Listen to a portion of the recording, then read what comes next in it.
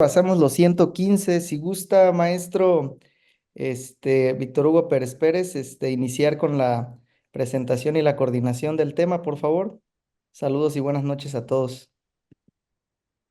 Sí, cómo no, Antonio Sosa, pues antes que nada felicitarte a ti por este trabajo que has hecho ya por mucho tiempo. Pues ha tenido un éxito realmente asombroso. Estamos acostumbrados a estar en webinars donde pues a veces difícilmente hay 20, 30 personas. Y en este, mira, ya llevamos 122 y no me quiero incluir, no quiero ser abusivo y decir llevamos porque apenas estoy yo aquí honrosamente invitado por ti en este webinar, pero mira qué éxito estás teniendo. Te felicito a ti y a todas y todos los que nos acompañan esta noche. Bueno, sin mayor preámbulo, vamos a presentar ¿Quieres, a... quieres ver está el webinar? Quiero ver nada. Sí, bueno, sin mayor preámbulo, vamos a suplicarles a todas y todos los compañeros que silencien su equipo para que no haya interferencias en esta plática, en esta conferencia que nos va a dar el doctor Obed Yair Canela Calderón. Él es neurocirujano y cirujano de columna. Él labora en el Instituto Nacional de Neurología y Neurocirugía, doctor Manuel Velasco Suárez. Tiene una maestría en ciencias y tiene experiencia como fellow en el Hospital Clínica de Barcelona, Hospital Clínico San Carlos en Madrid y en el Instituto de Neurociencias de Arkansas. Y como ya lo mencioné, es médico adscrito al Servicio de Neurocirugía del Instituto Nacional de Neurología y Neurocirugía y miembro de AOSPINE, también miembro del NAS. Y bueno, nos va a compartir una plática que yo considero muy importante, que es la anatomía quirúrgica y patología de la unión craniocervical, que es un área por demás compleja. Es un área en donde se encuentran múltiples estructuras neurovasculares y en donde se debe tener experiencia y para un tratamiento cuidadoso de la misma y evitar complicaciones en esa importante región. Bienvenido, doctor Obed Yair. Es suya la plática. Hola, muy buenas noches. Antes que nada, quiero agradecer la oportunidad al doctor Sosa, a cada uno de los que han hecho posible esta sesión de webinars, al presentador, muchas gracias, qué amable. Y pues bueno, en vista de que vamos a iniciar este nuevo año con muchos nuevos retos, muchos grandes ya alcanzados y muchos más grandes por alcanzar. Entonces, sin más preámbulo, pues vamos a iniciar. Hablar de anatomía quirúrgica y patologías de la unión craniocervical, pues es un tema sumamente emocionante para los que pues, nos gusta la cirugía de columna y para otras áreas afines. Resulta atractivo debido a que esta patología pues es multidisciplinaria al final. Entonces pues vamos a abordar esta patología, esta anatomía desde un punto de vista un poco integral. Muchos de los casos que vamos a comentar aquí brevemente son producto del servicio de servicio de columna del instituto mencionado, del doctor Nicasio Arriado, del doctor Juan Ponce, del doctor Víctor Alcocer, el tiempo que estuvo adscrito aquí como columna y base de cráneo. Y bueno, los objetivos de esta plática, esta charla, vamos a enfocarlo acerca de consideraciones anatómicas importantes que vamos a mencionar, puntos importantes de anatomía quirúrgica y consideraciones de la misma. Asimismo, como algunas lesiones y algunos casos clínicos para ejemplificar y para poder hacer hincapié y mayor aprendizaje. Y al final, pues vamos a concluir esta plática. Iniciamos con consideraciones anatómicas. Cabe mencionar que si hablamos de este tema nos llevaríamos mucho tiempo, como bien lo saben todos aquí los maestros presentes. Hay muchas formas de abordarlos, desde la patología por lesión ocupativa, patología traumática, y podemos ver la anatomía una por uno, clasificación de región por región, como lo conoces en las distintas clasificaciones que se conocen. Mi consideración esta noche, si me lo permiten, es hablarla como una unidad funcional y anatómica y algunas consideraciones para los puntos quirúrgicos que como cirujanos de columna debemos de tener muy en cuenta para la patología. Entonces aquí tenemos una ejemplificación. Vamos a describir uno por uno. Aquí tenemos pues la vista que ya conocemos de la anatomía occipito-cervical. Vamos a resumirlo. Esto es de forma muy breve porque esto pues, ya lo conocemos todos. La unión craneocervical, anteriormente descrito en la literatura, se llamaba la charnela, está conformada por un hueso occipital, a su vez por su foramen magno, C1, atlas, C2, axis, y esto es importante también, no podemos pasarlo por alto, los elementos ligamentarios y músculos. El hueso occipital, a su vez, está conformada por una parte escamosa, como sabemos, una parte condilar que está lateral y una parte basal que se encuentra en la región basilar, que es una extensión de la región clival, que está conformada por varios huesos de la base del cráneo. Y asimismo un foramen magno por donde salen las estructuras del sistema nervioso central, vasculares y del sistema nervioso. Aquí vemos una ejemplificación. Este es el atlas, como ya lo conocemos, está conformado por un arco anterior corto, un arco posterior más desarrollado, asimismo como las masas laterales, tienen forma de anillo, no posee cuerpo vertebral ni procesos espinosos, como ya lo sabemos. Tiene unas carillas cóncavas que son superiores y una medial donde se inserta el apófisis odontoides. Y unas articulares inferiores que son planas. Es importante también recordar que, bueno, vamos a mencionar un poquito más adelante, recordemos que la arteria vertebral tiene un desarrollo importante en esta patología, en esta anatomía que hay que considerar, ¿vale? Entonces, esta articulación prácticamente del hueso occipital con el C1 tiene movimientos principalmente, entre otras, flexión y extensión. Una rotación prácticamente de este segmento no muy desarrollada, pero sí conforme vamos desarrollando la anatomía del eje subaxial.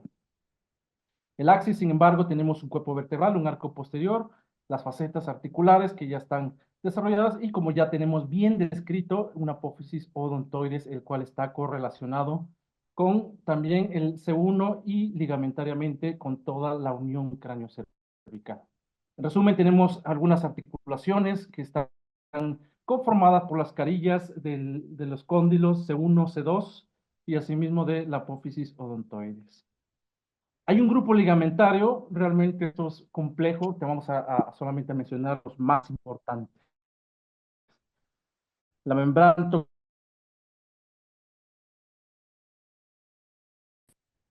C1, vamos a ir describiéndolo de forma de anterior y hacia dorsal. Alexa, Ligamento sube 2. al anterior. ¿Perdón? ¿Se escucha bien?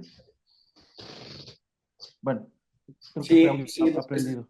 estamos bien, doctor Obed. Nada más les vamos a pedir a los compañeros o compañeras que aún no apagan su sonido, su audio, que lo hagan de favor. Gracias. Continuamos, doctor Obed. Muchas gracias, doctor. Y como habíamos mencionado ya anteriormente, el ligamento longitudinal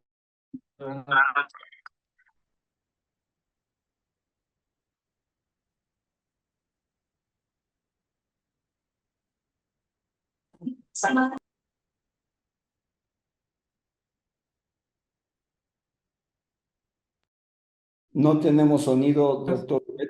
¿No se escucha?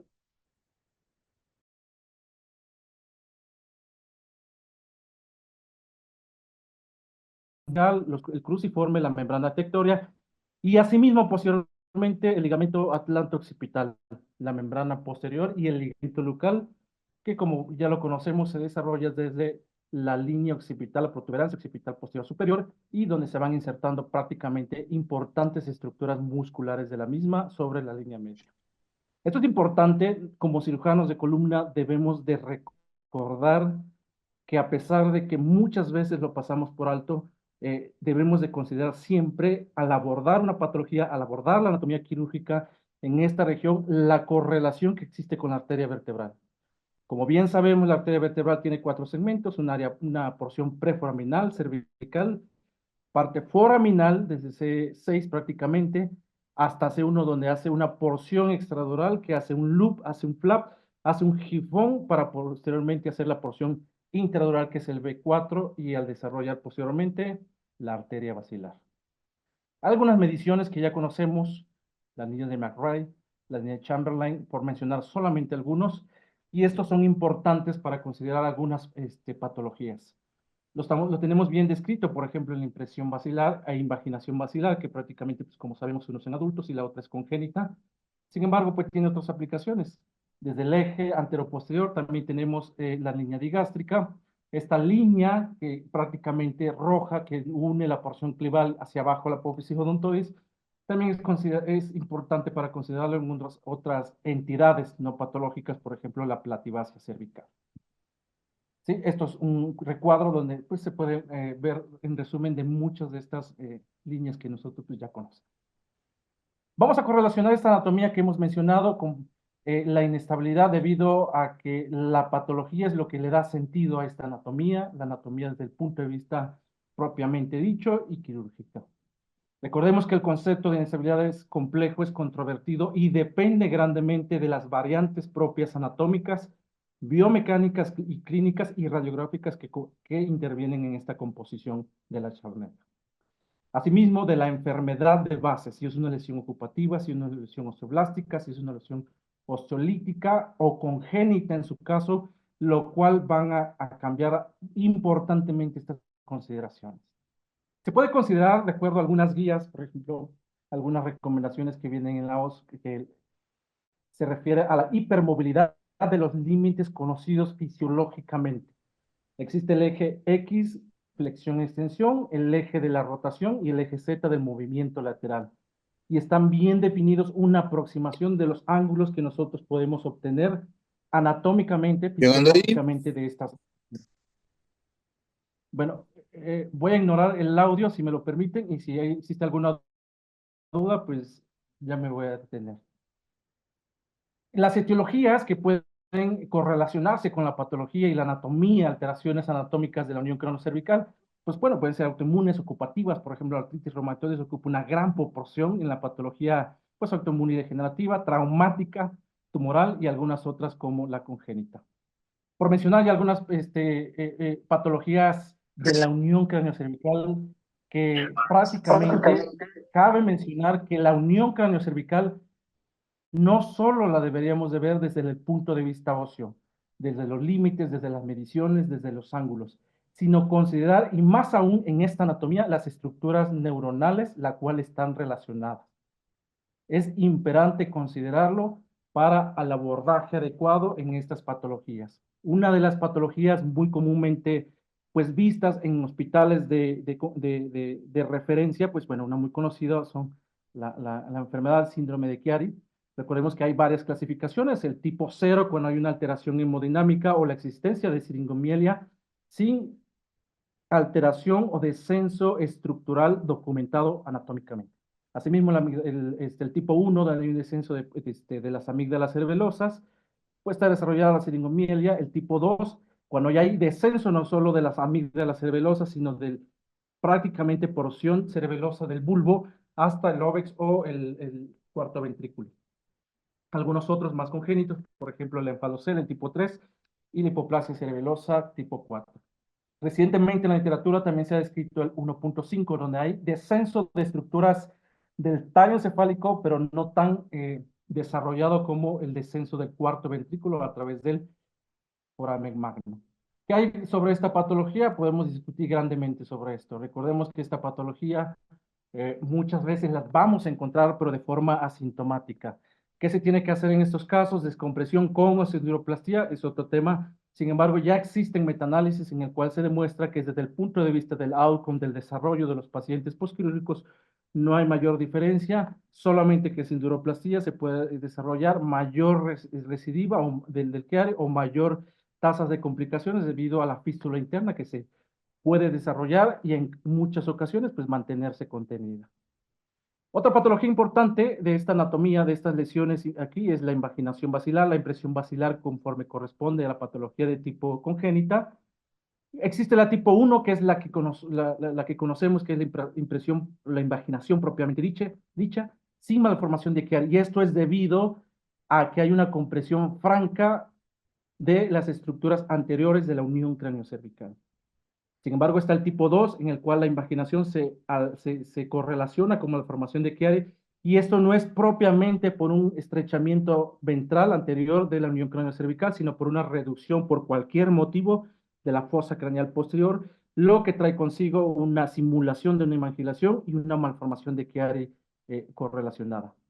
Existen ya definidas algunas recomendaciones, por ejemplo, el grupo 1, que es la malformación, perdón, la impresión a la invaginación propiamente dicha, en el cual en esto se recomienda una cirugía por una resección transoral en muchas ocasiones también, previamente si hay datos que sugieran inestabilidad en presente o futuro, primero la fijación y después la resección, como vamos a ver en los casos más adelante.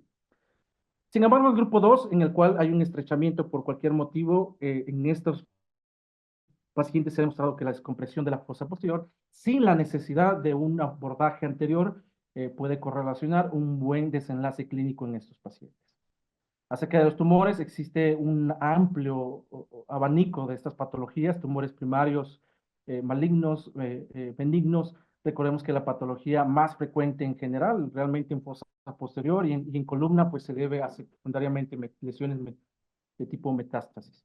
Sin embargo, propiamente de estas lesiones de vertebrales podemos encontrar algunos benignos, pero no necesariamente de buen comportamiento, por ejemplo, cordoma, meningiomas, neurofibroma, por mencionar algunos, y algunos tumores malignos, por ejemplo, condrosarcoma y algunos otros por mencionar. Otra patología muy frecuente que vamos a mencionar es el meningioma del foramen magno.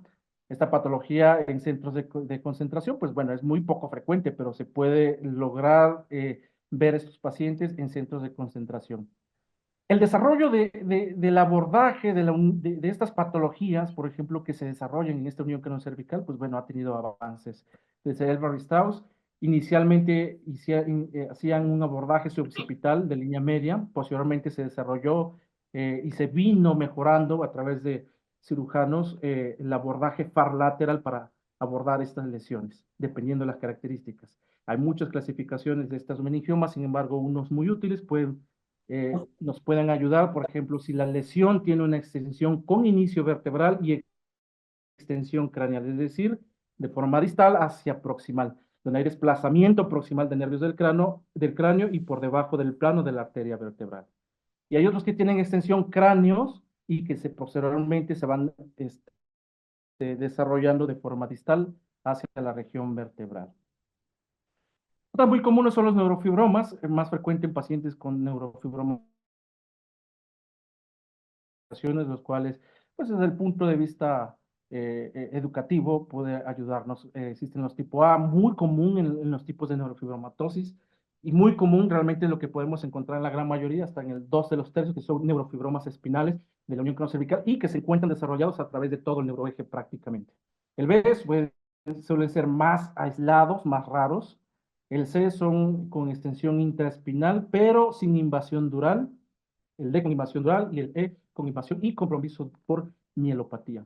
Otras lesiones que son muy frecuentes en la región clival son los cordomas, son tumores, como sabemos, derivados de histología benigna, pero pues, son recidivas, son remanentes, más bien dicho, de la notocorda.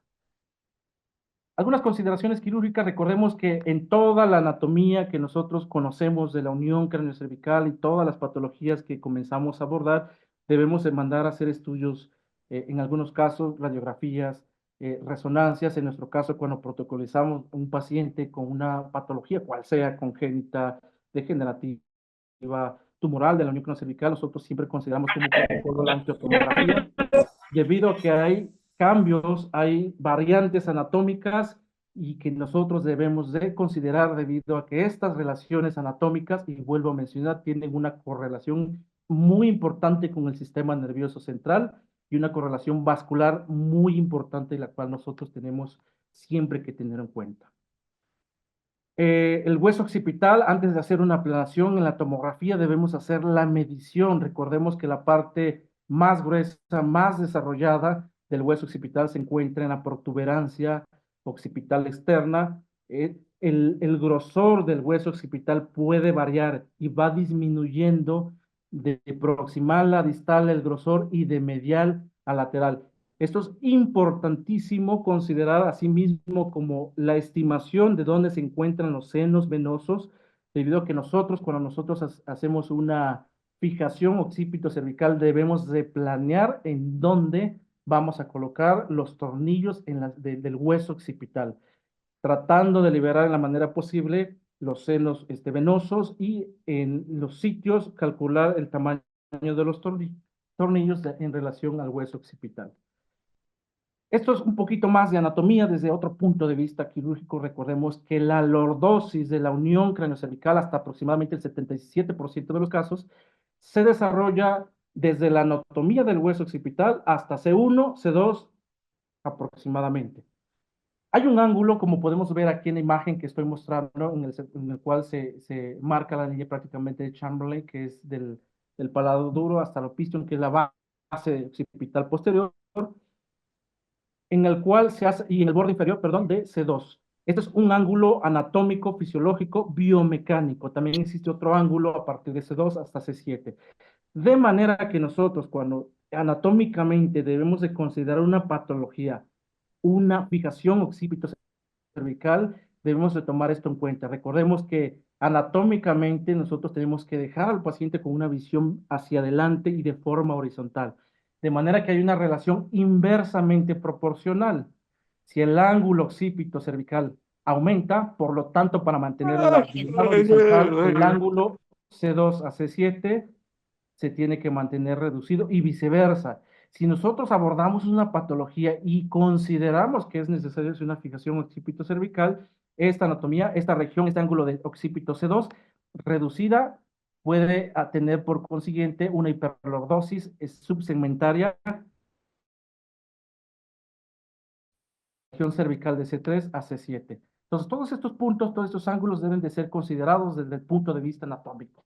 Hablando un poquito más acerca de la fijación, existen muchos trabajos realmente ya publicados. Uno de ellos es este que estoy mostrando en 77 pacientes pediátricos multicéntricos, 9 pacientes, donde se hicieron 3 grupos para hacer la fijación de unión craneocervical. Un grupo de la fijación de occipital y C2, otro grupo de occipital C1 y C2, donde analizaron la necesidad durante la fijación occipito cervical de también fijar el C1. A esto cabe mucha discusión, sin embargo, en gran parte de estos artículos mencionan que cuando nosotros tenemos una anatomía, una estructura ósea de C2 adecuada y del occipital adecuada, podemos prescindir de la fijación de C1, debido a que con o sin C1, la fijación, la artrodesis de C1, las tasas de fusión y las tasas de complicaciones, no hay diferencias estadísticamente significativas. ¿Sale? ¿Cuándo nosotros debemos instrumentar occipital y C2 y cuándo debemos extender la instrumentación subaxial? La OSPAI define como subaxial a partir de C3 hasta C7. Sin embargo, en los estudios que incluso en las recomendaciones se mencionan, se hace énfasis en que las tasas de fusión y la mejora neurológica, no hay diferencias estadísticamente significativas, lo cual podemos resumir a esto que hemos mencionado en lo último, que la fijación adecuada de C2 y cervical, cuando no es necesaria, como menciono aquí en los cuadros de abajo, cuando no hay patología subaxial concomitante, cuando no se estima una mala fijación, por ejemplo, por fracturas óseas, anomalías óseas, luxaciones, osteoporosis, por ejemplo, una mala calidad ósea, se puede considerar solamente la instrumentación hasta C2. De manera que si existe una patología degenerativa extensa, compresiva extensa, tumoral extensa, ya se tiene que hacer una descompresión y una extensión de la fijación hasta la anatomía subaxial. Estos son uno de los diferentes tipos de abordaje. Nosotros nos llega una lesión, un paciente con una lesión de la unión craneocervical.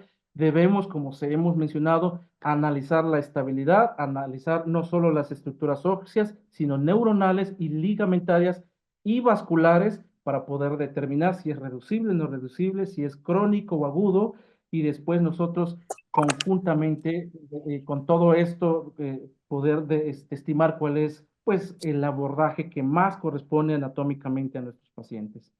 En las últimas fechas ha habido Avances es un artículo publicado en el instituto acerca de los avances. Antes se practicaba, se sigue practicando con mucha frecuencia para patología cervical ante la microscopía transoral. Actualmente hay muchas de esas patologías que ya se opta por hacer el abordaje endoscópico, endonasal, por ejemplo, la odontoirectomía. Ahorita vamos a mencionar.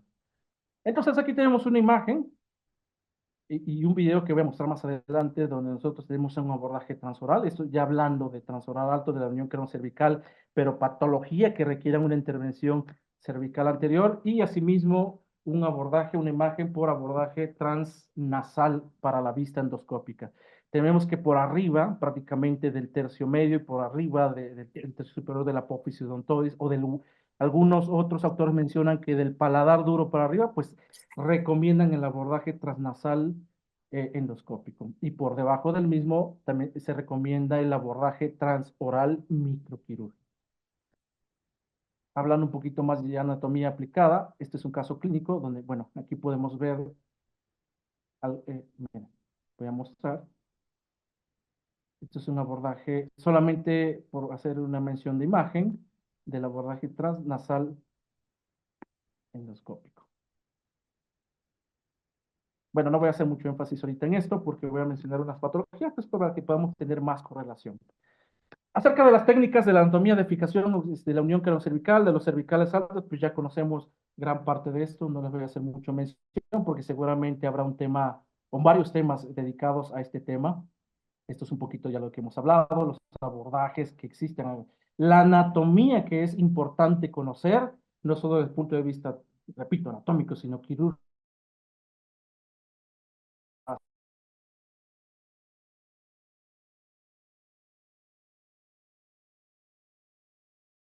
La cosa en tercera dimensión de una lesión prácticamente elíptica de parte de la apófisis, parte de C1 y de prácticamente parte del hueso occipital, donde se requirió una fijación de C3, C5 y asimismo una lesión extracraneal de forma simultánea. Podemos ver aquí una lesión prácticamente de la base del cráneo lítica, de la unión cráneo-cervical, que incluye una porción anterior, posterior, o sea, aquí en el corte axial, que también está de esta proporción de la apófisis S1 y de la base del cráneo en la región occipital y en la región clival. Esta es la angiotomografía. Si existen dudas, comentarios, me detengo yo. Si no, pues voy a seguir. Esta es la reconstrucción en tercera dimensión, el corte coronal, donde estamos corroborando lo dicho. Estas son las imágenes. Esta paciente, por ejemplo, se hizo la fijación occipito-cervical debido a que la lesión prácticamente lo que le restaba de estabilidad estaba impuesta por la lesión propiamente. El momento de hacer nosotros la lesión, obviamente iba a quedar inestable prácticamente la paciente, por lo cual se optó por hacer una fijación.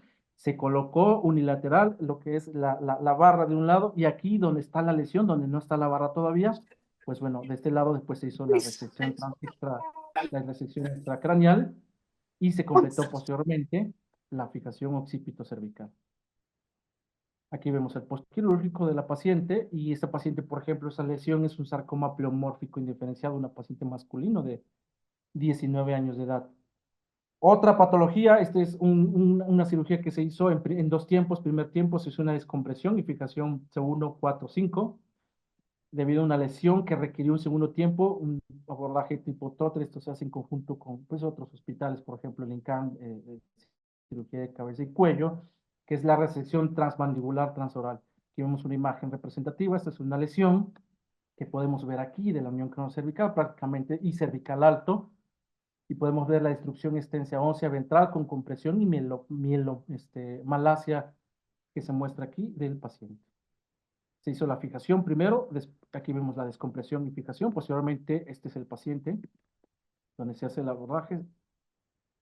Esto es la prequirúrgica, principalmente se prepara a los pacientes para la sonda, la traqueostomía, porque el abordaje pues, bueno, incluye toda esta región que estoy aquí mencionando anatómicamente cervical anterior. Se hace el abordaje transmandibular, transoral, el corredor y posteriormente este paciente pues, bueno, requirió este tipo de prótesis que pues, ya conocemos. El paciente posteriormente tuvo una mejoría clínica significativa desde el punto de vista de la fuerza muscular y con un buen desarrollo del desenlace postquirúrgico. Eso. Este es otro paciente que publicamos también en una de las revistas. En primer tiempo quirúrgico, fijación occipito-cervical, y el segundo, interesantemente, resección transnasal endoscópico y transoral microquirúrgico. Vemos aquí una extensión LAD. Este es un paciente con cordoma prácticamente de la unión cranocervical anterior, que abarcaba prácticamente cervical alto y parte inferior del clivus. Aquí vemos toda la extensión prácticamente de la nasofaringe, partes, todas estas estructuras de la base y cervical alto. Entonces, cervical, aquí vemos una demostración del abordaje que nosotros hacemos. Se hace la buena decisión anatómica, después se hace la fijación, y en un segundo tiempo, aquí vemos, este es el tiempo transnasal endoscópico, la región celar, receso clival, se identifica, se hace la disección ligamentaria hasta identificar la lesión y la resección de la lesión propiamente dicha. Aquí está la resección. Y si no, pues no las podemos imaginar. Asimismo, en ese tiempo quirúrgico se hizo el abordaje, como vemos aquí, oral microquirúrgico. En este caso, pues a cargo del conjunto, por fortuna, del hospital de base de cráneo, quien desarrolla estos abordajes, estos corredores, para hacer un abordaje completo y adecuado para nuestros pacientes. Este es otro paciente, el cual se requirió una descompresión y fijación cervical posterior. Vemos aquí una imagen. Esto, interesantemente, resultó ser un quiste facetario de la apófisis odontoides, y vemos cómo importantemente tiene una compresión de prácticamente más del 90% de la unión craneocervical en su porción medular. Un segundo tiempo quirúrgico se dedicó a la odontoidectomía por vía transnasal endoscópica. Aquí muestro la imagen después de la fijación occipito-cervical, como hay una descompresión importante. De hecho, el espacio subaracnoideo dorsal a la unión cranocervical aquí ya se ve liberado. Sin embargo, pues el daño mielopático ya era crónico en este caso, y existía hasta entonces todavía la compresión anterior, lo cual requirió, pues, posteriormente hacer un abordaje transnasal endoscópico para hacer la odontoidectomía. Aquí muestro una imagen después de la odontoidectomía, y este paciente, pues, mejoró prácticamente de llegar en fuerza muscular por escala de 2 puntos, y vemos aquí cómo vence gravedad. Prácticamente tenía una extensión de la mielopatía a las 4 extremidades, y vemos aquí, pues, prácticamente que no al completo, pero al menos puede vencer ya la gravedad de forma no densa la fuerza muscular.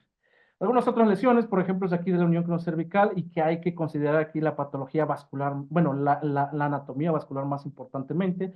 Por ejemplo, la neurofibromatosis. Aquí vemos una neurofibromatosis aislada con extensión por fuera del canal vertebral a tejido blando.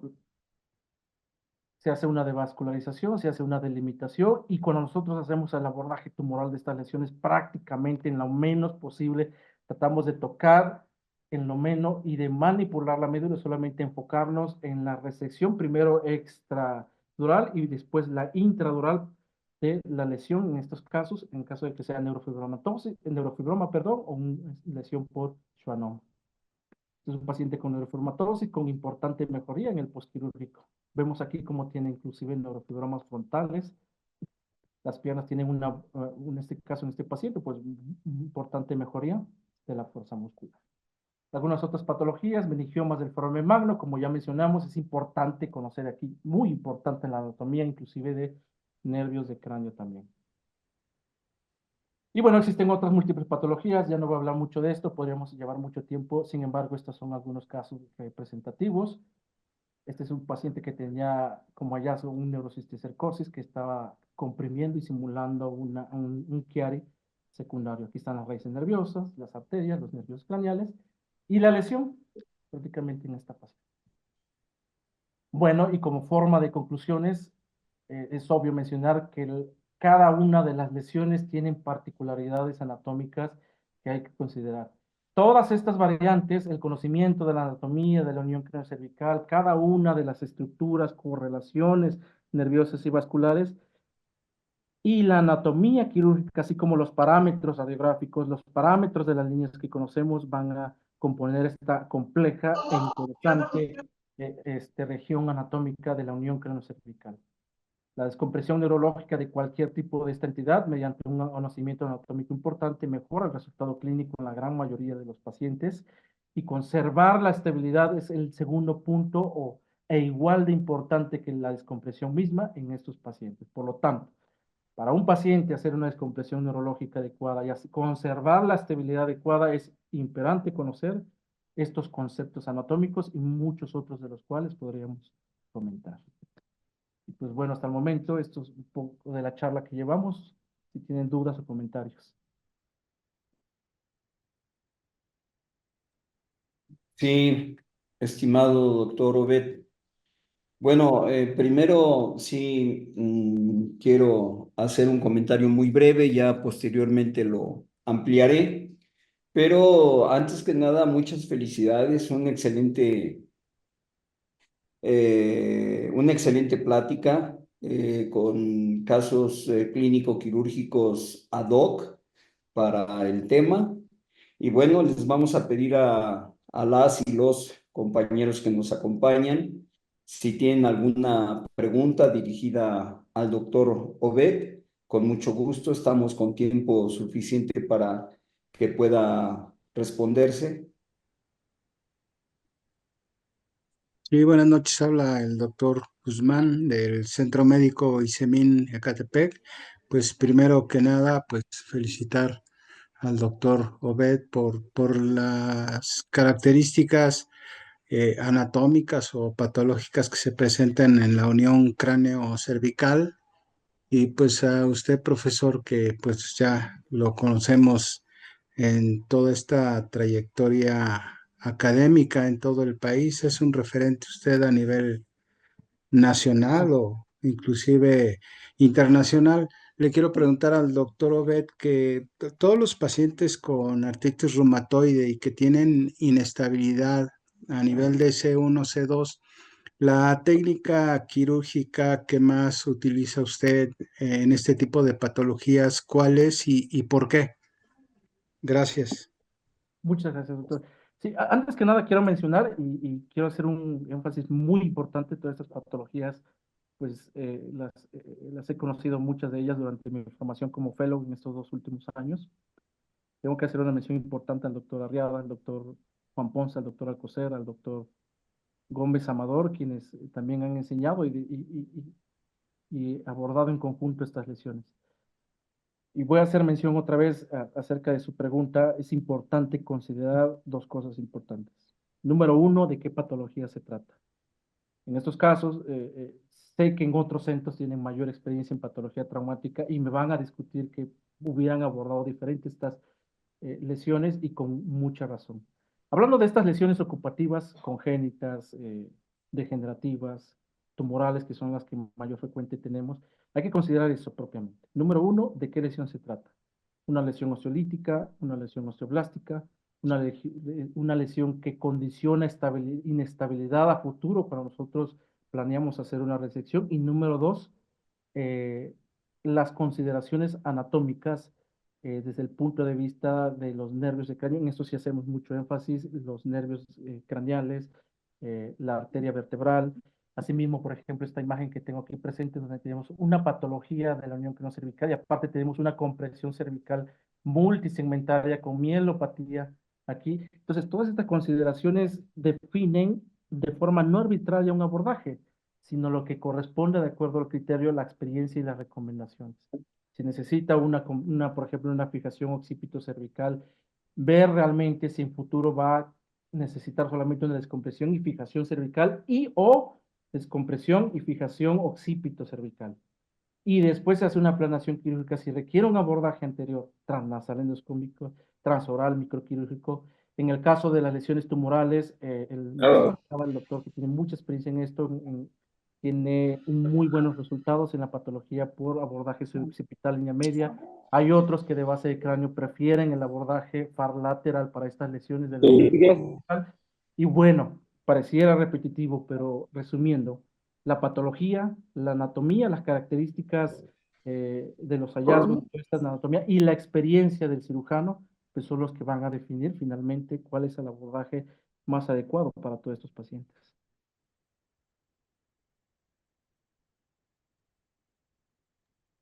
No sé si respondí su pregunta. Sí, sí. Perdón. Nada más para pedirle a nuestro estimado colega Obed si puede prender su cámara. Después de dar una plática tan interesante, queremos verlo. A ver, lo estoy prendiendo. A ver, no sé si se logra ver. La verdad es que no lo prendí anteriormente Sí, porque tengo un poquito de inestabilidad en la conexión y para que ya, no haya interferencias. ahí Mucho gusto, estamos, encantado. ahí estamos, Obed. Al contrario, mira qué plática tan hermosa nos has brindado, te queremos ver. Doctor Guzmán, adelante y una disculpa.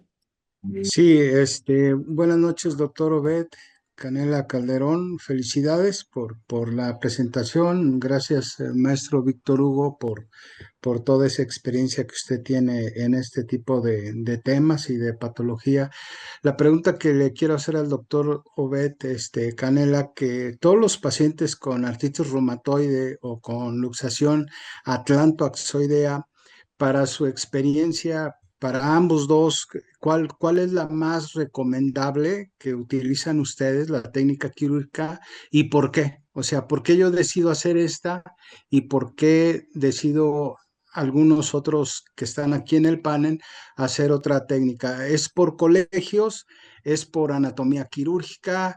¿O es porque mi curva de crecimiento en la cuestión quirúrgica me ha permitido hacer este tipo de técnicas, sabiendo la importancia de la biomecánica de C1, C2? ¿Cuáles son los criterios que debo de tener para que yo realice cierta técnica y tenga los mejores resultados funcionales? Gracias, doctor Obed, doctor Víctor Hugo. Adelante, doctor Obed. Muchas gracias. Bueno, le cedo la palabra al profesor doctor Víctor Hugo. Por ejemplo, hago mención en esta imagen para poder ejemplificar la pregunta. Este es un paciente con una patología degenerativa, es un quiste facetario, muy similar a la patología por artritis reumatoide de esta unión craneocervical. Solamente para ejemplificar, por ejemplo, vemos aquí este paciente que tiene una compresión posterior y tiene una compresión anterior importante y una compresión posterior.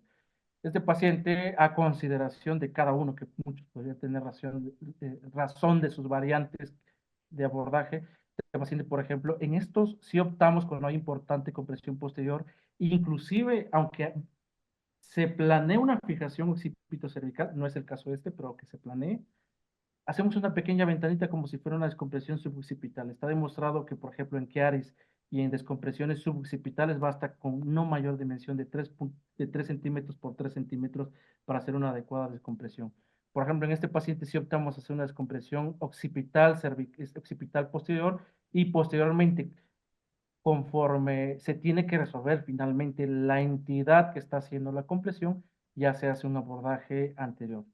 Nosotros, en conjunto con el servicio de base de cráneo, quienes tienen mucha experiencia también en esto, vemos la relación anatómica de la extensión de la proyección del transnasal endoscópico, por ejemplo.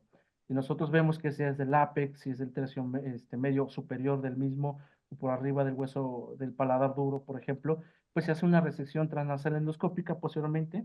En pocos casos hay extensión más hacia la base o hacia el C2 de tipo degenerativo, generalmente más son de tipo tumoral, cuando se requiere hacer una extensión del abordaje transoral microquirúrgico. Pero generalmente transnasal endoscópico los pacientes y hacer una descompresión posterior, en caso de pacientes que no tengan datos de inestabilidad. En casos de inestabilidad, pues ya se fija hacer la descompresión, la fijación y posteriormente el abordaje. Oiga, tengo. Sí, me había sido. Sí, les pedimos de favor a las y los colegas a ver si nos hacen favor de silenciar sus equipos. Y bueno, con respecto a lo que nos mencionas, mi estimado doctor Guzmán, va a depender de varios factores. Yo en lo personal creo que en mucho depende el grado de compresión o de afectación en la médula espinal a ese nivel. En segundo, el grado de estenosis que esté haciendo esta lesión. Y aquí también, como tú has mencionado bien, yo creo que son las escuelas. Hay una escuela que siento yo que está revolucionando la cirugía de columna vertebral. Esto es en India por el prestigiado doctor Atul Goel.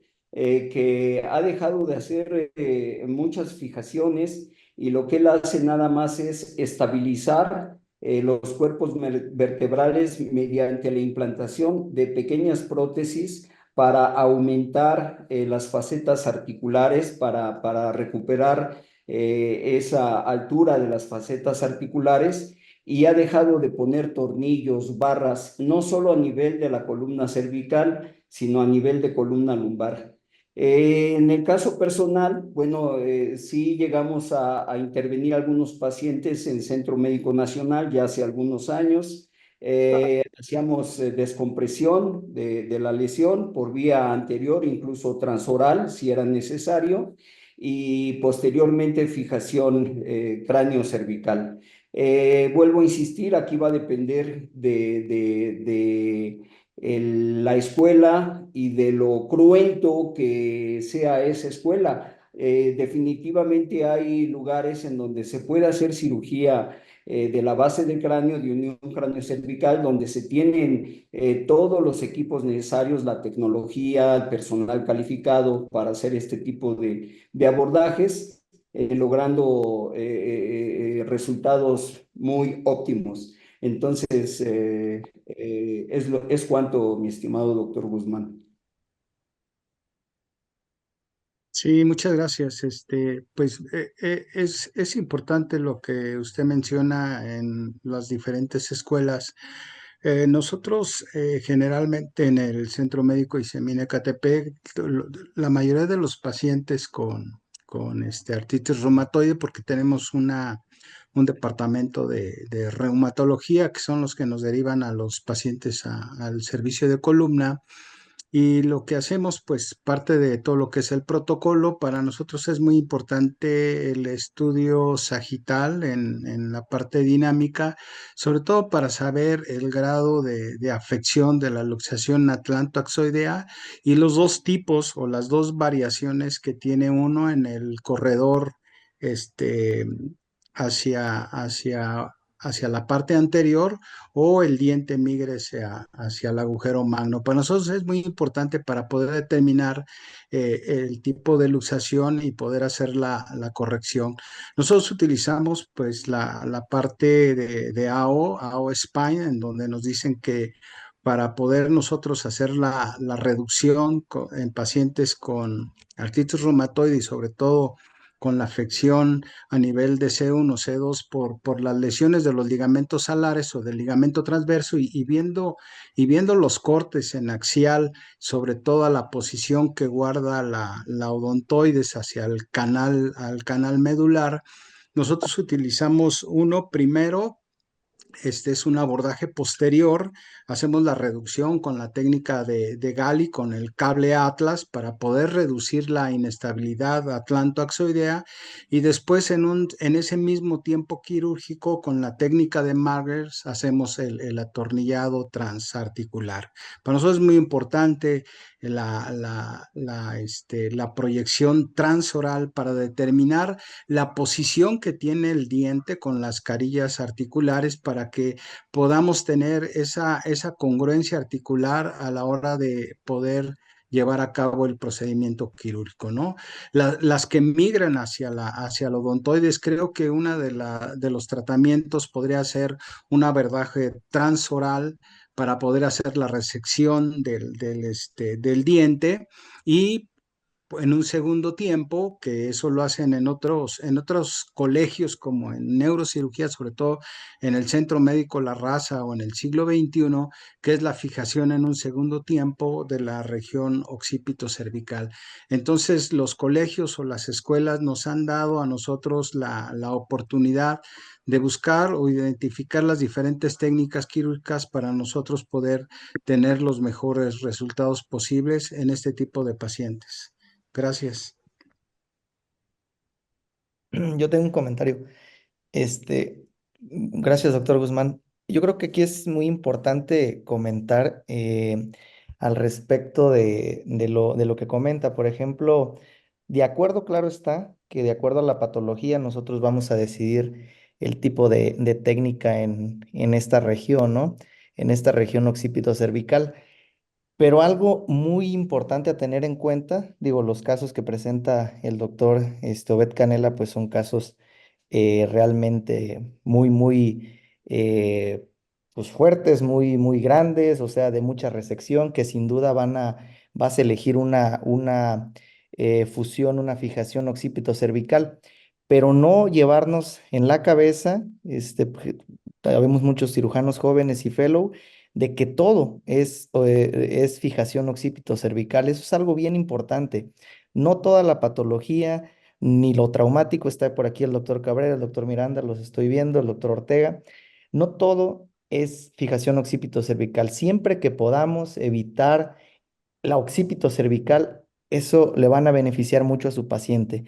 La fusión, la fijación occipito cervical está reservada para unas lesiones muy grandes, inestabilidades que realmente en rotación no las podemos resolver, tumores, por ejemplo, de base de cráneo, para un far lateral, un cordoma muy grande, pero por ejemplo, en una patología que es muy común, como dice el doctor Guzmán, una técnica muy socorrida es la que está comentando, que es los tornillos transarticulares con la técnica de Mager o un HARP, ¿no? Y la técnica que domines, pero tratar, no en todas las patologías, ni en la gran mayoría tampoco de las traumáticas, todo llevarlo a un occipito cervical. La occipito cervical es una cirugía tremendamente impactante para el paciente y como bien lo exponía el doctor Obed, si no haces una buena medición, te puede quedar viendo hacia abajo, te puede quedar viendo hacia arriba y posterior, los dolores que presentan los pacientes posterior a una fijación occipito-cervical mal indicada principalmente es extrema, dolores, contracturas musculares importantes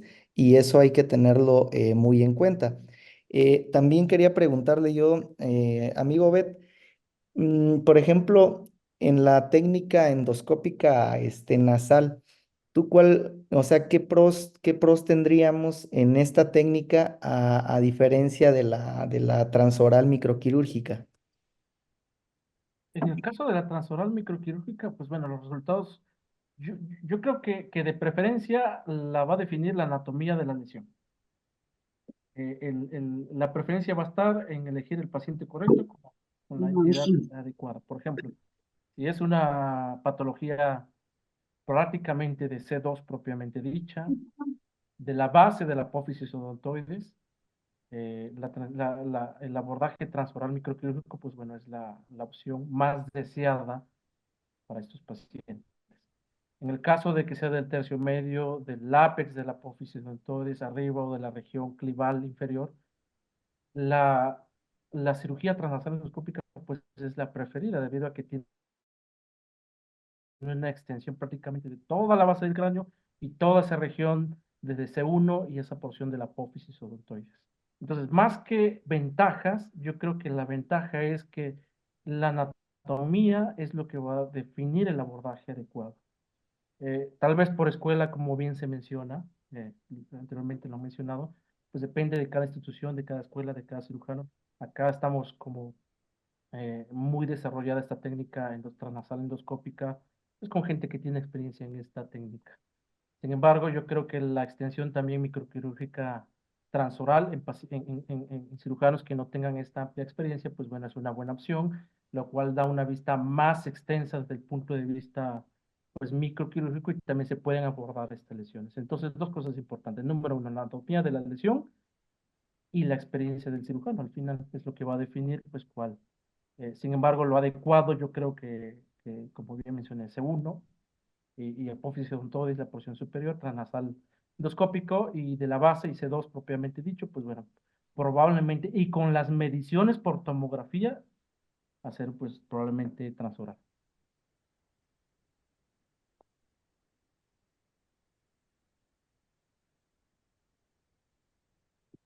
Sí, no sé si tienen algún comentario, algún otro colega.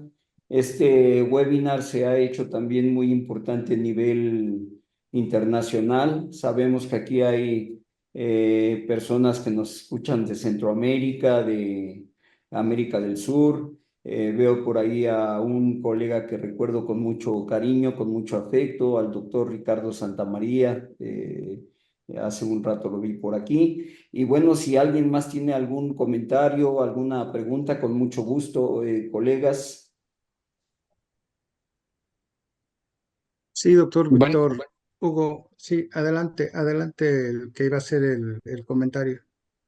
bueno, buenas noches. Soy el doctor Ortega del Hospital Primero de Octubre. Y pues quiero felicitar al doctor por su presentación y como que ha tocado las cosas más importantes. Sí es la importancia de las células técnicas quirúrgicas de Harms o la de Margaret para hacer la fijación, pero aquí la mayor importancia que a veces nos pasa es la situación microvascular.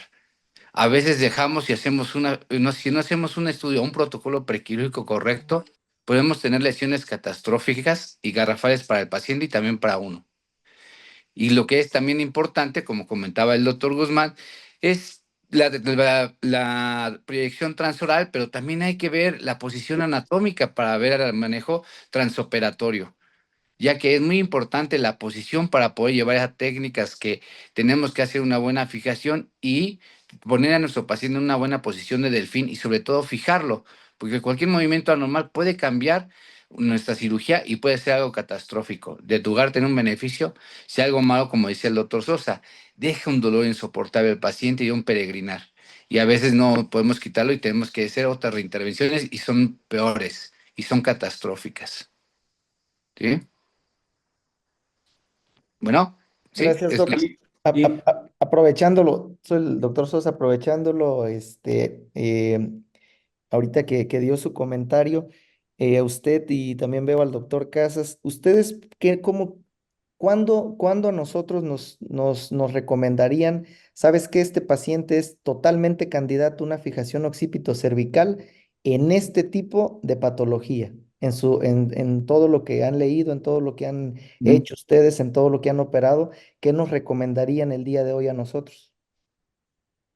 Bueno, situaciones lo que comentábamos, en la radiología es prequirúrgica, nuestro planteamiento prequirúrgico, tanto en nuestro corte axial, sagital y coronal, y al mismo tiempo ver a lo que vamos a enfrentarnos. Si en ocasiones también ayudarnos, lo que comentamos, hacer la odentomectomía, perdón, transoral, que sea una buena ayuda, una buena asistencia y sobre todo en los pacientes, como lo vemos las estadísticas en AR, pero también hay que ver con qué calidad ósea nos encontramos con estos pacientes, qué tipo de T-score puede tener, porque el aflojamiento de material puede estar presente y es algo catastrófico. Hacer precisamente la escarificación para hacer una buena artrodesis en esos niveles. Y estudiarlo correctamente, porque a veces los pedículos, a pesar de que podemos verlos en las radiografías, si no lo estudiamos en una 3D, en un corte de 2 milímetros, pues podemos tener fracaso en nuestra cirugía o la colocación de un implante. Gracias, doctor. Seguimiento también, porque a veces nuestro seguimiento en esos pacientes, pues tenemos que dejarle un aparato, un SOMI yo los dejo por los 4 semanas para estabilizarlo. Ujú. Ok, muchas Sí. gracias, doctor. Maestro Guzmán, ¿usted qué nos podría decir al respecto? Brindar su experiencia también para fortalecer más esta pregunta. Yo es que sí, yo siempre me he hecho, siempre es, híjole, es tremendo. Yo veo muchas fijaciones occípitos cervicales y le digo, para esto son estos webinars y son muy importantes saber bien indicarlas, cuándo sí, cuándo no, por qué. Maestro Guzmán, ¿usted qué nos puede decir al respecto de esto? Y si también el doctor Gustavo Casas ya lo vi por ahí, a ver si también nos puede dar su opinión. Está el doctor Gustavo Casas, por ahí. Lo quiero escuchar primero. Por ahí anda. Para los problemas crónico-degenerativos de la columna cervical y si esta patología está a nivel de C1, C2, tenemos que recordar una de las partes muy importantes que es la biomecánica, ¿no? Entonces tenemos la cráneo cervical, que es una, y la otra, la de C1, C2, o sea, la atlantoaxoidea. Entonces, si la patología está en C1, C2, pues vamos a poner un ejemplo, que sea por pacientes con artritis reumatoide, por ruptura del complejo ligamentario, del cruciforme o del ligamento transverso, no voy a sacrificar dos articulaciones, o sea, no voy a fijar la occipital y después me voy a ir a la cervical, porque sacrifico una parte muy importante de la rotación, porque biomecánicamente sabemos que C1 y C2 es el que tiene la mayor movilidad de toda la columna cervical, y la subaxial es para la flexión, la extensión, lateralización, pero el componente de C1, C2 es de las ingenierías biomecánicas más importantes que tiene un individuo, y sobre todo es mantener la mirada horizontal, y que biomecánicamente el balance global cervical, tenemos que considerar todos esos parámetros cuando vamos a hacer un tratamiento quirúrgico, porque ya lo decía bien el doctor Sosa, que si no consideramos esto, pues el paciente va a tener la mirada hacia abajo o hacia el cielo. Entonces, podemos hacer una muy bonita cirugía, pero los resultados son catastróficos, porque el paciente no va a tener un balance biomecánico en el balance sagital. Para las cuestiones traumáticas, sobre todo a nivel de C1, C2, que hay mucha inestabilidad y que este tipo de pacientes presenten algún deterioro neurológico o vaya a ser progresivo, o que consideramos que no tiene esa capacidad la articulación de C1, C2 por fractura o por luxación de la región atlantoaxoidea, lo más recomendable para nosotros es hacer la fijación occipito-cervical. Creo que ahí está bien indicada cuando tú tienes una fractura a nivel de C1 o C2 que la hace inestable de acuerdo a los criterios de AO.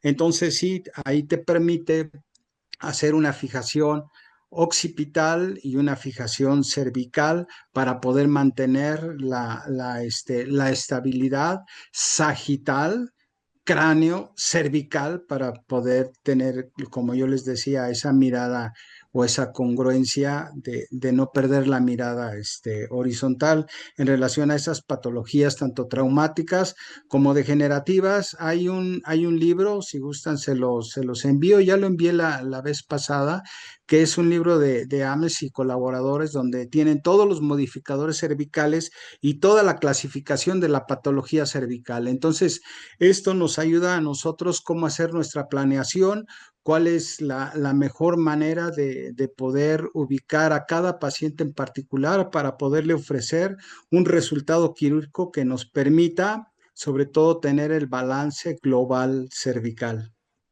Gracias.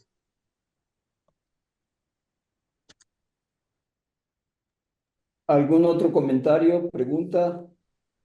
Doctor Víctor Hugo, Hola, de acuerdo a esta patología, ¿usted considera que tenemos que hacer talleres en especímenes, talleres en cadáveres, estar haciendo la práctica quirúrgica para poder tener esa curva de aprendizaje y que los resultados sean mejores en relación a este tipo de pacientes cuando nos llegan a un servicio de urgencias, o es un paciente que llega por consulta externa? ¿Usted qué opina de estos talleres que serían clave e importantes para la toma de decisiones a la hora de que nosotros hagamos una cirugía de columna cervical C1, C2 o de la cráneo cervical? Bueno, sin duda alguna, estimado doctor, hablabas, por ejemplo, de cuando hay una patología a nivel de la unión craneocervical y tienes que realizar un abordaje FAR lateral. Ahí tomamos en cuenta la inestabilidad que puede quedar después de la cirugía, y sobre todo cuando tú vas a fresar más del 50% de la articulación occipito-cervical, en este caso los cóndilos occipitales. Tú en ese momento ya estás dejando una unión cráneo-cervical inestable, y tienes que pensar en la fijación postoperatoria. Con respecto a los abordajes anatómicos, yo creo que son algo así como el alma, el espíritu de toda cirugía. Yo tuve la experiencia de realizar mastoidectomías, la mastoidectomía así como tal, y llegué a una escuela quirúrgica en donde el que se encargaba de realizar este tipo de abordaje era otro especialista, otros especialistas. Yo cuando empecé a trabajar mis casos, pues yo lo hacía bajo un cimiento, bajo una cimentación de un trabajo muy arduo en el aspecto anatómico quirúrgico, pero con práctica en espécimen. Lo quiero decir con toda sinceridad, yo no hice mi primera mastoidectomía en una persona viva, en un paciente. Hice alrededor de quizás más de 25, 30 mastoidectomías para poder tener ya la ubicación de este abordaje y poder hacer esto.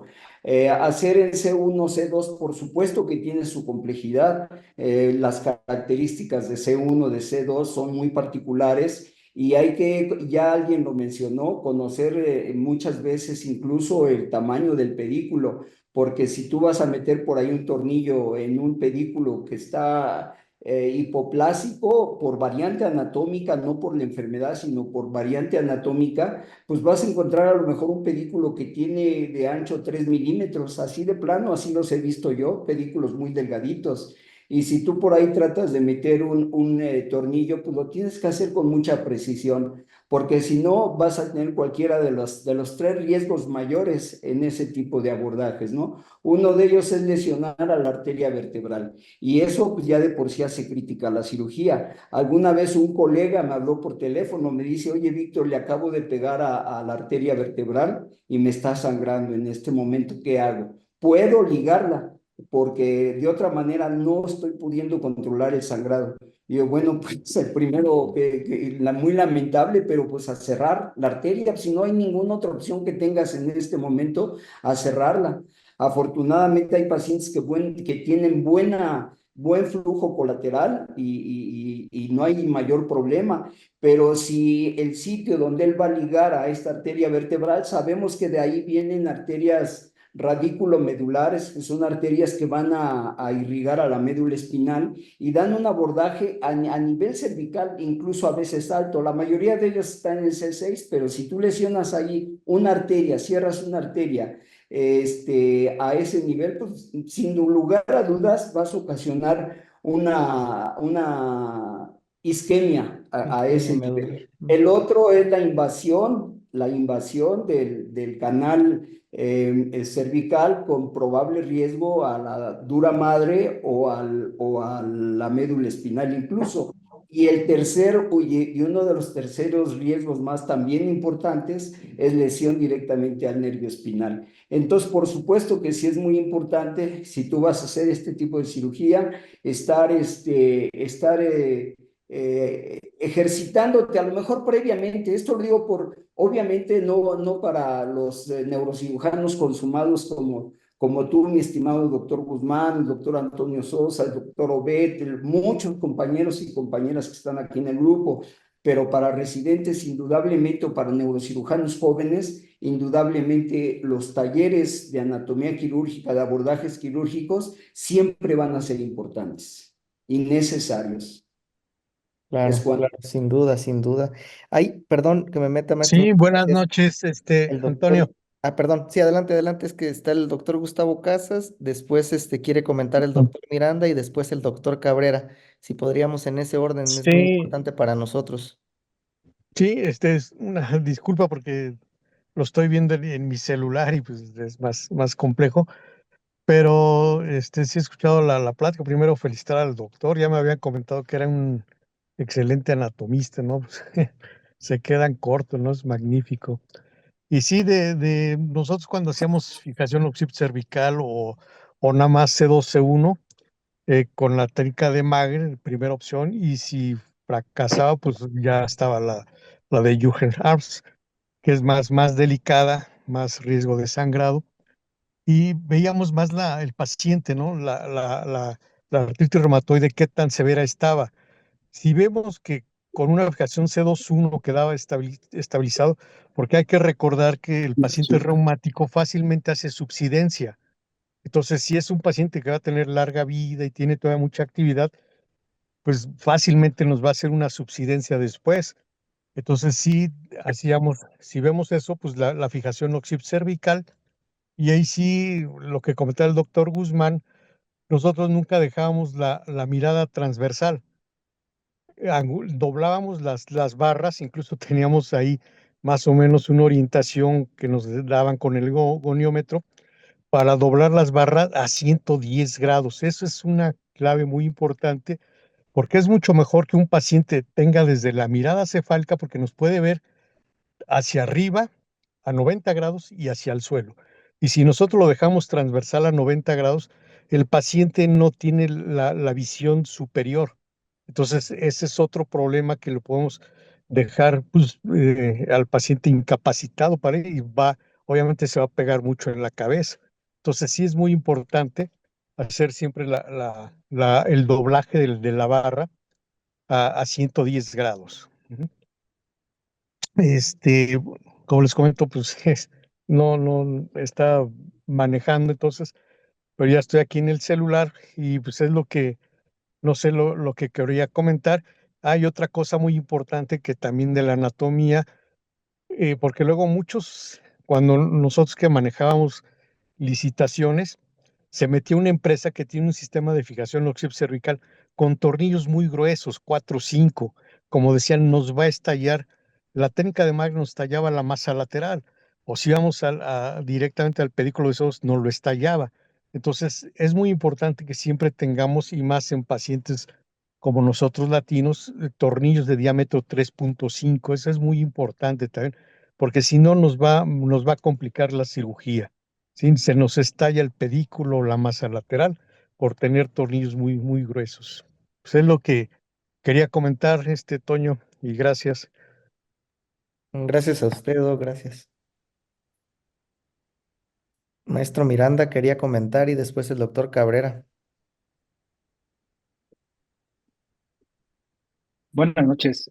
Primero que nada, felicitarte, Antonio, felicitar al doctor Guzmán por la excelente organización de este Spine Webinar, donde por supuesto, se tocan temas fundamentales en la cirugía de columna, tanto para neurocirujanos como para ortopedistas, y creo que esto es un excelente medio de difusión del conocimiento. También felicitar, por supuesto, al ponente, al doctor Obed Canela, por un excelente tema y excelente presentación de los casos, casos complejos, por cierto, y agradecer mucho los comentarios anatómicos, por supuesto, el gran maestro Víctor Hugo Pérez, que pues todos los neurocirujanos reconocemos por ser un gran profesional y divulgador también de la anatomía microquirúrgica y sobre todo de la médula espinal, que es su pasión. En lo que he visto que ha publicado, de verdad, excelentes disecciones. Y bueno, pues brevemente para comentar, creo que en la unión cráneo-cervical nosotros tenemos que estar bien ubicados, primero que nada, en cómo vamos a evaluar al paciente. Por supuesto, definitivamente la clínica manda.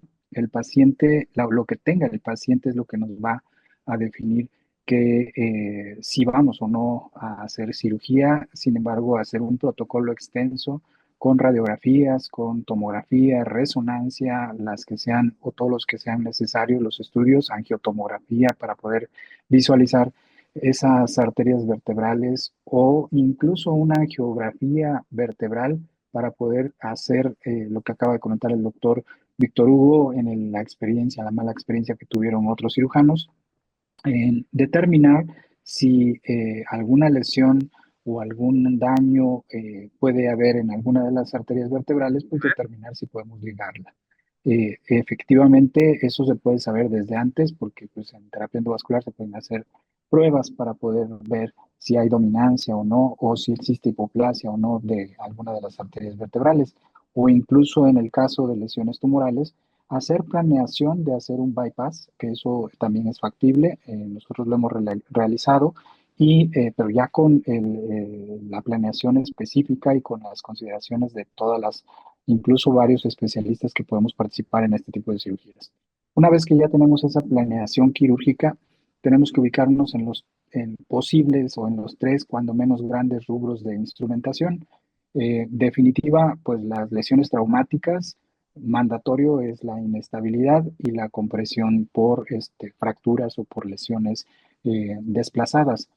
En las lesiones tumorales, como lo mencionó el doctor Obed Canela, pues hay que hacer una evaluación mucho más extensa y tenemos que hacer también esa planeación, ya sean lesiones tumorales propias de los huesos de la base del cráneo o de la unión cráneo-cervical o lesiones intradurales o intracerebrales. Entonces, las que nos lleven a hacer un abordaje muy amplio, por ejemplo, hacer un par lateral que involucre los cóndilos o que incluso tengamos que ya de entrada saber que vamos a resecar prácticamente todo el cóndilo, pues por supuesto que vamos a necesitar estabilización y en ese sentido se planea desde antes en ese mismo tiempo quirúrgico o en un segundo tiempo quirúrgico hacer la instrumentación. Pero esto es desde antes de entrar a la cirugía.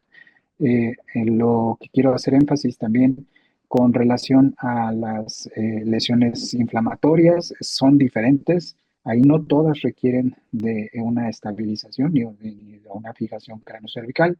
Y en las lesiones vasculares que también existen y que también pueden ser extensas, como las cavernomas de la unión bulbomedular o como las lesiones malformativas de la región cervical, pues aunque el abordaje nos pida extendernos más para hacer esa resección, pues también tenemos que considerar si se hace o no se hacen instrumentaciones cortas o de unión cráneo-cervical.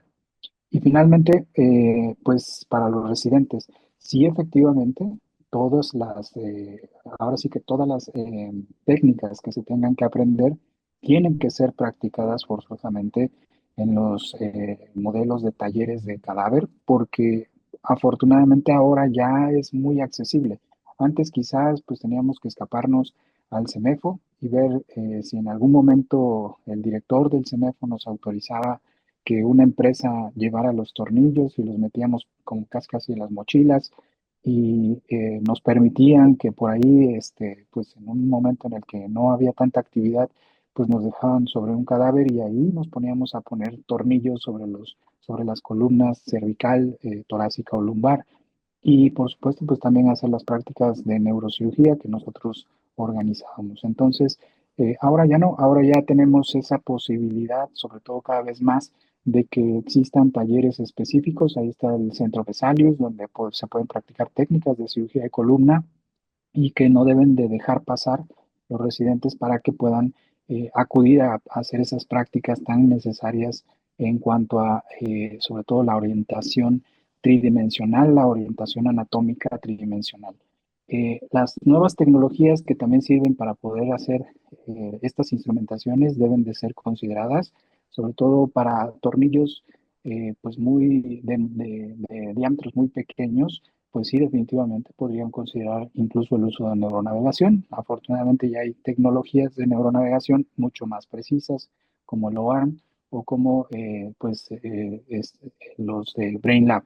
Entonces sí tenemos que, pues de alguna manera, ir incluyendo también estas tecnologías para que nuestras instrumentaciones sean bien realizadas.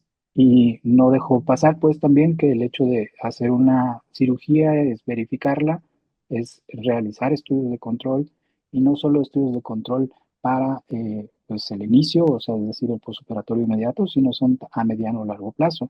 Definitivamente hay que darle seguimiento a estos pacientes porque las cirugías que fallan en la fusión occipito-cervical pues son también catastróficas para los pacientes y para el cirujano, por supuesto, con todo el equipo. Sobre todo el desanclaje de los tornillos, el desanclaje de las barraplacas, etcétera, de todas aquellas placas y barras que existen en el mercado y que algunas tienen más porcentaje de falla, aún a pesar de que tengan gran renombre, y otras que pueden no tenerlo. Entonces, sí es muy importante todo esto y en consideraciones, pues sí, felicitarlos a todos por esta gran ponencia.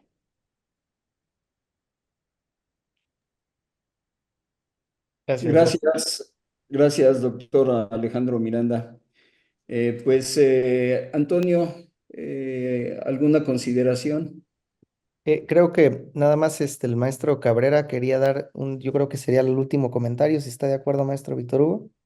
A la orden, usted manda, mi querido doctor. Hola, buenas noches.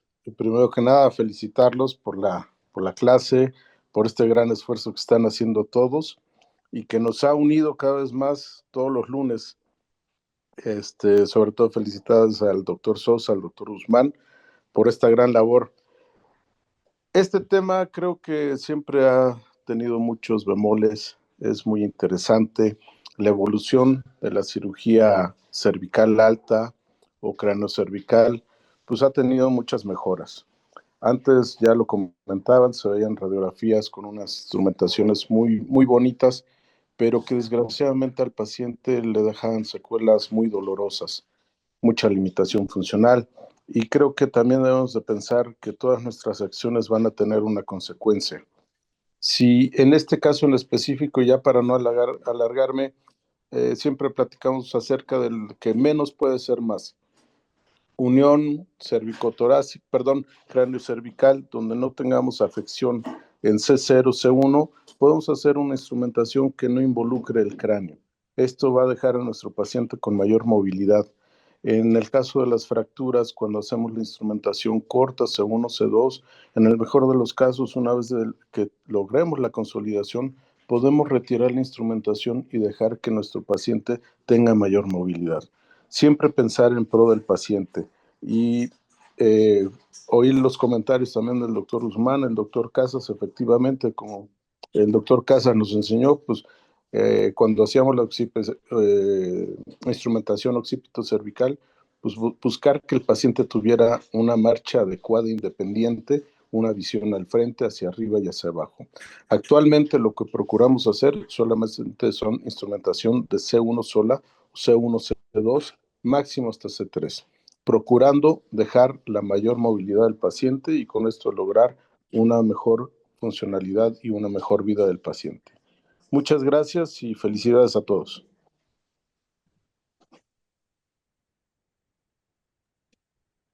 Pues muchísimas gracias a todas, a todos, a los colegas de otros países, a las y los colegas, que seguramente son muchos, y pues nuevamente, doctor Antonio Sosa, felicidades, el doctor Guzmán y a todos los que tienen ya meses o años trabajando en este proyecto. Hoy se ve el resultado de ello. No es fácil ver un webinar con casi 170 personas. De verdad, es un exitazo. Así que a seguirle porque esto va a llegar todavía más arriba. Entonces, yo agradezco y me siento honrado por esta situación. Y por supuesto al doctor Obed, nuevamente felicidades sinceras, casos extraordinarios. Muchísimas gracias a todas, a todos. Es cuanto en lo que se relaciona a su servidor.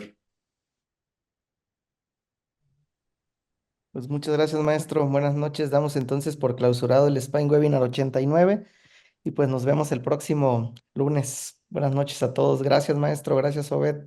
Gracias por todos los comentarios. Buenas noches. Buenas noches a todos. Gracias. Buenas noches. Maestro Guzmán, le comentan aquí antes que si puede enviar el libro cuando lo tenga, por Sí, favor. sí, ahorita lo voy a enviar. Es Gracias. las nuevas clasificaciones que hay para deformidades de patología cervical. Y ahí va, ya dame un minuto. Gracias, maestro. Nos vemos. Buenas noches. Buenas noches.